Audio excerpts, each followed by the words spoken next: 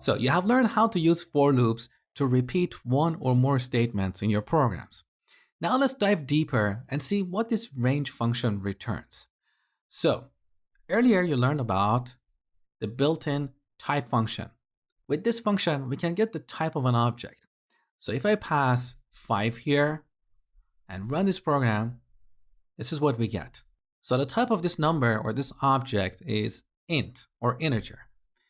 Now let's look at the type of the value that we get from the range function. So as an argument, we pass range of a number.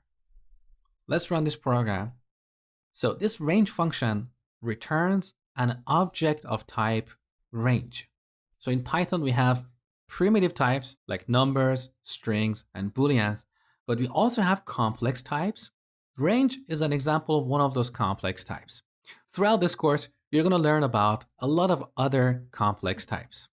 Now, what is interesting about this range object is that it's iterable, which means we can iterate over it or use it in a for loop. That is why we can write code like this. So this range function returns a range object, which is iterable, which means we can iterate over it. In each iteration, x will have a different value. Now, range objects are not the only iterable objects in Python. Strings are also iterable. So here we can add a string like Python. Now in each iteration, x will hold one character in this string. Let me show you. So print x, and I'm going to delete these 2 lines here. Let's run this program. So in each iteration, we'll get one character and print it. We have another complex type called list, which we use to store a list of objects. So we add square brackets.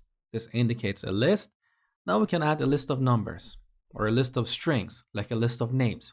You will learn about lists later in the course. So let's run this one more time. As you can see, we can iterate over lists. In each iteration, we'll get one object in this list.